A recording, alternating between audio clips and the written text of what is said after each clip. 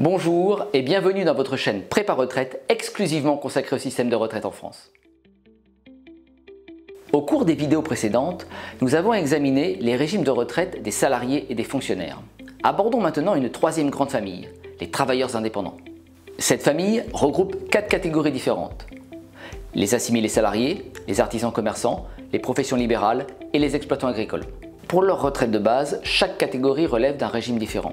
Les assimilés salariés relèvent du régime général des salariés, les artisans, commerçants et industriels indépendants de la SSI, les professions libérales de la CNAF-PL et les exploitants agricoles de la MSA. Bien qu'ils soient liés à l'une ou l'autre de ces catégories, nous traiterons séparément le cas des micro-entrepreneurs. Alors commençons par les assimilés salariés. Sont considérés comme assimilés salariés les personnes rémunérées qui exercent l'une de ces fonctions. La notion de rémunération est cruciale, car comme nous l'avons expliqué aux épisodes 4 à 9, les cotisations génératrices de droits reposent dessus. Donc, pour ces cadres dirigeants, pas de rémunération, pas de droit retraite. En revanche, s'ils sont rémunérés, leur pension est calculée à l'identique des salariés de droit privé. Leur retraite de base dépend du régime général et leur retraite complémentaire de l'Agirc Arrco. Voyons maintenant le cas des artisans, commerçants et industriels indépendants. Depuis 1973, leur régime est aligné sur le régime général.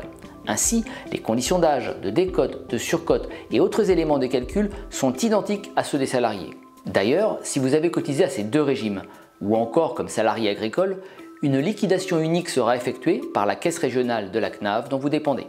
En conséquence, la formule que nous connaissons bien s'applique ici aussi.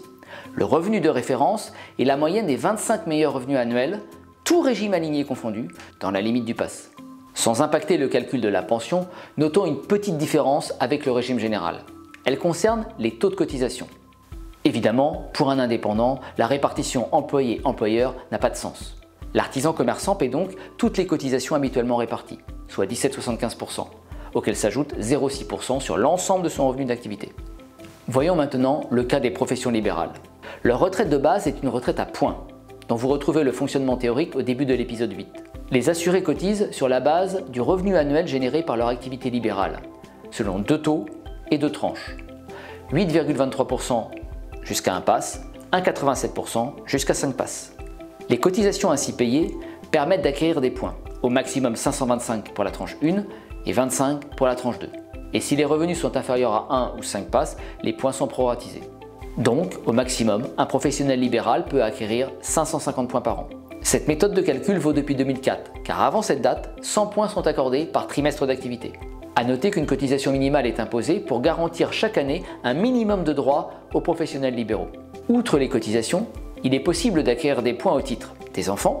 100 points sont accordés aux mamans le trimestre de la naissance, sans que les points acquis cette année-là ne puissent, depuis 2012, dépasser 550. De l'invalidité. 200 points sont accordés chaque année où l'assuré nécessite l'aide d'un tiers. De l'incapacité de travail, 400 points sont accordés chaque année pendant laquelle la durée cumulée de l'incapacité dépasse 6 mois. En fin de carrière, le total des points acquis au fil des ans est multiplié par la valeur du point, près de 0,58 en 2022, pour déterminer la retraite brute annuelle perçue. Les conditions d'âge, de durée d'assurance requise et de décote sont strictement identiques à celles du régime général. Je vous conseille donc de vous reporter aux épisodes 4 et 7 pour rappel. La seule différence concerne la surcote, qui, si elle répond aux mêmes règles d'obtention, ne permet aux professions libérales de n'obtenir qu'une majoration de 0,75% par trimestre supplémentaire au lieu de 1,25%. Ah, il est temps de conclure.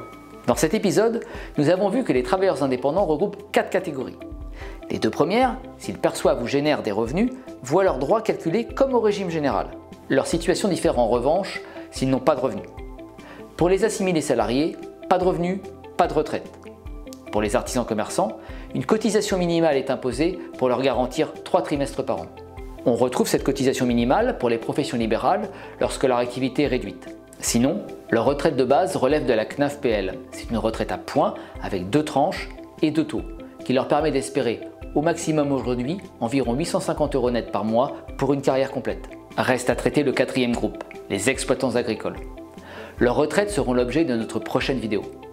Un monde agricole qui m'est familialement cher et qui me rappelle ce trait d'humour de Vincent Roca. Tout ce qui a trait la vache m'émeut. Alors à bientôt!